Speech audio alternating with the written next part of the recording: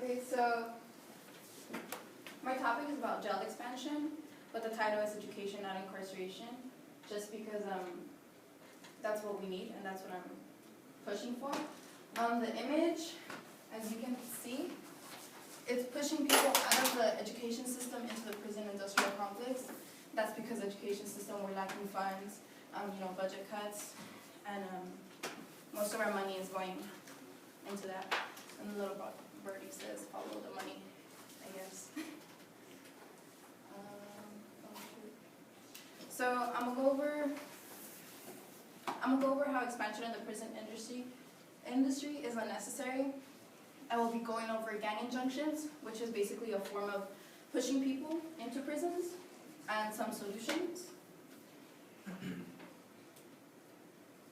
So, who do you think is the #1 jailer in the world? Like, who do you think puts more people in prisons out of the whole entire world? The United States is the world's leading jailer. Los Angeles County, we actually have the largest police department. We have the largest sheriff's department, largest probation department. We have the most juvenile halls. We have more juvenile halls than community colleges. We have more prisons than universities.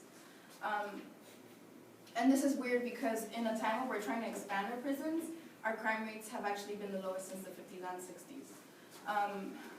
And something that's, I think you were talking about racial profiling, or somebody was talking about education, and how Latino youth, they have a higher chance of going into prison. They're 5 times more likely to have longer sentences than any white youth, and they're also 5 times more likely to have a life sentence in prison.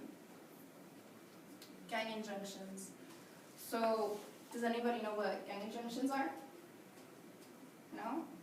So gang injunctions, it's basically like a legal way of racial profiling. So that means police can go out into the streets if they see anybody like gathered in the street for more than 5 minutes and they look like cholos, if they look like Mexicans, Chicanos, African Americans, they can be stopped and they can be patted down, they can be asked a lot of questions, and they actually get put into the system. So if they see any tattoos on these individuals, they ask their names, they put them into the system, they put what tattoos they have. So you're basically being put into the system without knowing, which is really scary. Most of the people that go under these gang injunctions are people of color, which is like us, minorities, African Americans, Mexicanos, Chicanos, Latinos. And these gang injunctions can lead to deportations because whenever you go into the prison system, they always ask you if you're legal. So if you're not legal, if you're undocumented, you have a high risk of getting deported. There have been no studies that indicate that a neighborhood changed for the better once a gang injunction was implemented. And there's actually studies that state that areas where there are gang injunctions, there are higher rates of assaults on civilians who are unarmed, by the way, by police officers. So that means police officers are shooting these civilians who are unarmed in these areas where there's gang injunctions, where again, it's a lot of people of color. And right now there's a gang injunction going on in Echo Park, and YGC stands for Youth Justice Coalition, and these people are like fighting against that, but it's just like this whole thing with the city, and I'm right there. And, like that was in front of that was in front of a courthouse in downtown LA, where we were picketing outside. So end the war on our youth, no injunctions. So some solutions. Basically, we need to redirect our funding, which means we can't be directing it towards incarcerating more of our youth, more of our people. That's not helping, obviously. We're expanding these prisons when our crime rates are low, and we're expanding these prisons when the system isn't even working, and it's been around for like decades. We need to direct our funding to like rehabilitation, which is like Alcoholic and Narcotics Anonymous. We need more counseling, we need more education.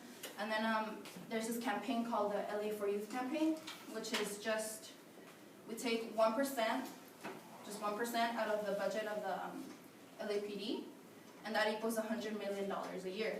This money would go towards creating more community centers, funding more youth programs, funding more youth jobs, and that's something right now that the Youth Justice Coalition is fighting towards but it's very difficult because again, that's the money that LAPD is using.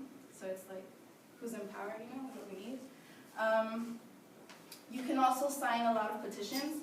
I know there's some petitions on the YGC website. There's some on curbspending.com.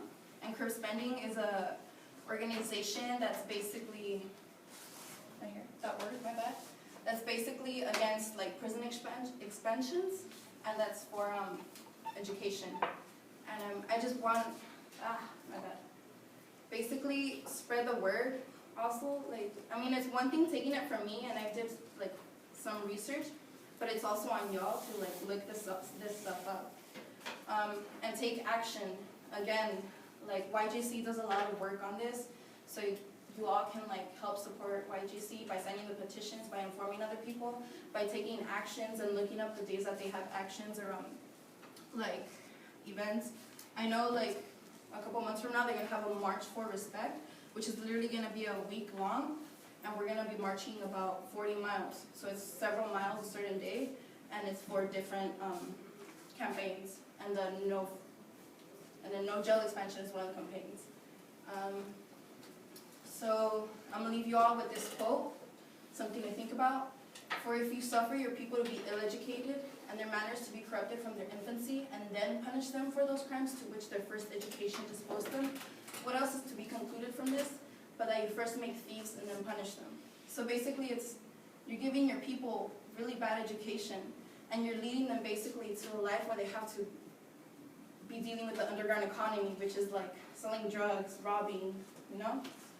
And then you punish them for that, for not providing them with these necessary tools to survive. So it's just something to think about, and I urge you all to really like sign these petitions that are online, and to take action and to inform other people. Thank you.